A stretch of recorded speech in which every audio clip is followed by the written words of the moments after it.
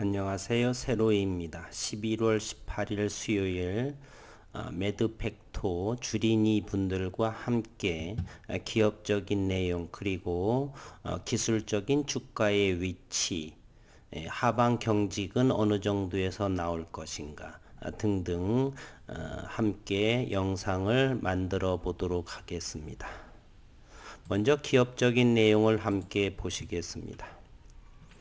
지난 16일 항암신약 평형투여 임상에서 바이오마커의 효용을 확인했다라고 하는 의미 있는 기사가 나왔죠. 매드팩토는 두 가지 항암제를 병용투여했을 때 치료 반응을 보일 대장암 환자를 사전에 선별할 수 있는 바이오마커의 임상적 효용을 확인했다라고 16일 밝혔습니다. 매드팩토는 개발 중인 항암 신약 벡토서팁과 기존 면역 항암제 키트루다를 현미 부수체 안정형 대장암 환자에 병용 투여하는 임상을 하고 있었습니다. 그리고 내년 6월에 발표를 하게 되죠. 매드팩토는 환자 24명의 항암제 병용 투여 전과 후 종양 조직에서 채취한 유전자 2530개를 분석해 50개 미만을 바이오마커를 선정했습니다.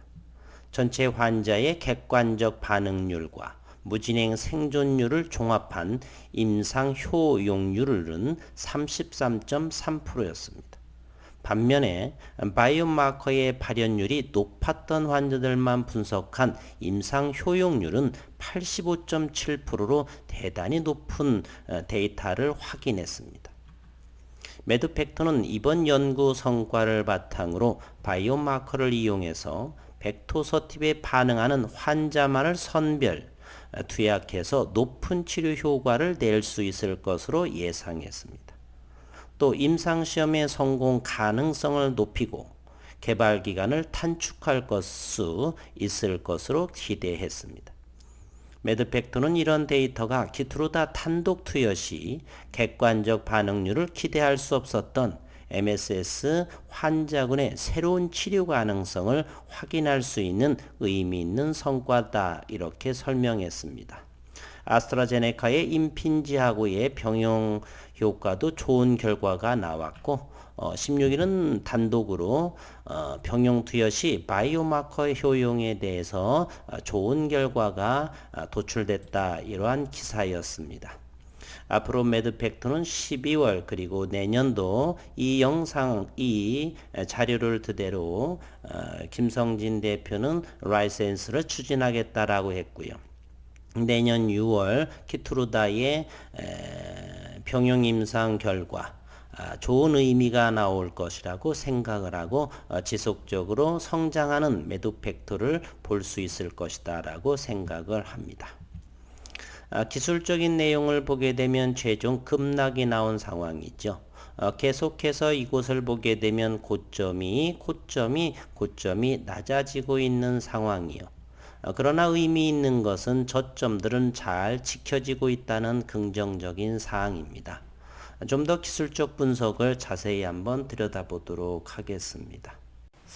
죄송합니다.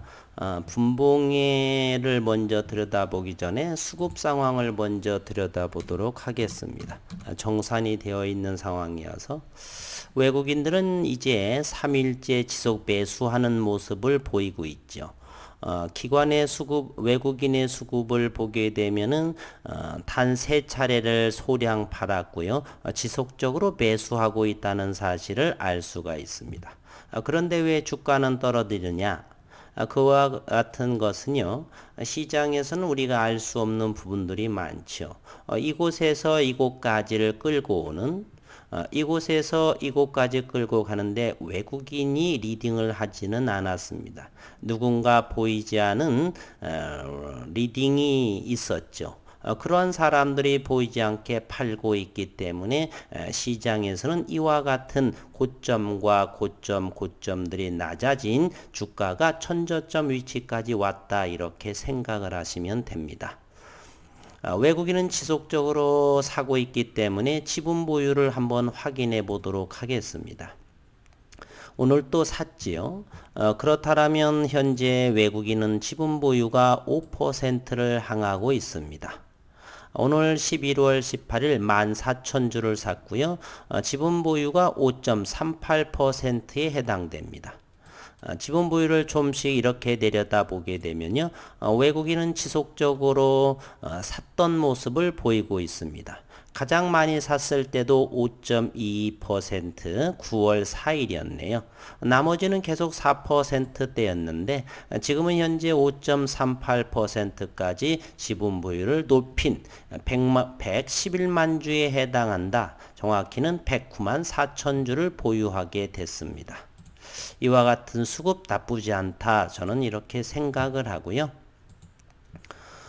일봉에서 다시 한번 이렇게 보겠습니다. 일봉은 이와 같은 모습만 확인할까요?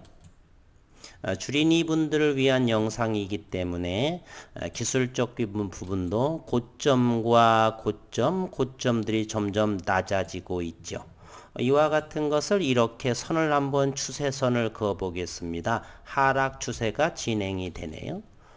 한편 이곳은 돌파하기 어려웠단 자리, 거래량을 동반하면서 이곳을 지난 8월 말일에 돌파를 하게 되는 거고요. 그런데 이곳을 하방 경직으로 잘 지키고 있는 모습이죠. 이와 같은 모습이요. 같은 모습을 보이고 그러면 한 달, 두 달 정도 더 횡보할 수도 있고요. 이것은 단순 기술적인 내용입니다. 기술적인 부분은 저는 오랜 연구를 했지만 대략 30% 미만만 고려를 합니다. 분봉으로 심리를 한번 투자자들의 심리를 한번 더 자세히 들여다보도록 하겠습니다. 매드팩토 이와 같은 분봉의 모습입니다. 고점들이 이와 같이 낮아지고 있죠. 고점들이 낮아지고 있고 아까 전에 일봉에서처럼 이 고점 여기 지지선을 잘 지키고 있다. 지지선은 다 무너뜨리지 않고 있다. 따라서 이곳에서는 매수를 해도 괜찮다라고 생각을 합니다. 고점들이 이와 같이 분봉에서조차도 고점들이 추세가 이렇게 낮아지고 있죠. 그러면 추세의 변화가 된다라고 하는 것은 지금 현재의 저점들이 형성하기 때문에 이 정도가 되게 되면은 여기에서는 그 모습이 나타나지 않나 기술적인 내용입니다. 실질적으로는 그렇지는 않아요. 갑작스럽게 에러가 터졌다라고 한다면 급반등으로 이와 같이 돌파할 수도 있기 때문에 기술적인 부분은 참고사항이다 이렇게 말씀드리고 싶습니다. 어쨌든 잘 진행이 되는 모습이고요. 하방 경직의 자리 어제 어느 구독자분께서 많이 사셨다. 네, 그래서 잘하셨습니다. 제가 그랬습니다. 그래서 오늘도 영상을 준비하려고 했고요. 잘 이제는 끝없이 떨어지는 것이 아니라 전저점을 잘 지키고 있다. 지난번 영상에서도 그랬었죠. 10만원을 잘 지키고 있을 것인가 아니면 전저점 93,000원 정도까지는 지킬 것인가. 오늘은 10만원을 하회했다가 잠시 오늘의 차트의 모습을 깔끔하게 보면은요. 오늘의 모습이 이와 같죠. 오늘의 모습은 이것의 모습입니다. 10만원을 돌파해서 10만 1,000 얼마까지 갔다가 지금은 여기에 10만원을 좀 100원 정도 밑돌았죠. 오늘. 네. 대략 잘 10만원을 지켜지고 있다라고 생각이 됩니다. 그리고 또 하나의 설명을 더 해주 본다면요. 이곳에서를 보게 되면 이곳에서도 한번 작은 추세선을 한번 그려보도록 하겠습니다. 이와 같은 고점들이 이렇게 되네요. 따라서 여기는 하방 경직이 된 자리라 말씀드렸죠. 좀 더 화요할 수도 있지만 이제는 이 고점들이 낮아지면서 지금 돌파한 모습이죠. 이제 추세의 변화를 어느 정도 나올 수 있는 자리다라고 생각을 합니다. 따라서 10만원 이하에서는 일단은 매수 관점으로 보셔야지 익절하는 자리 또 손절하는 자리는 아니다. 이렇게 기술적 분석으로 말씀드려 봅니다. 오늘 하루도 수고 많으셨고 남은 시간도 본업에 충실하시고 행복한 시간 되시기를 바라겠습니다. 그리고 조만간에 코로나 1.5단계로 격상되죠. 건강 꼭 유념하시기를 바라겠습니다. 오늘 또 수고 많으셨습니다.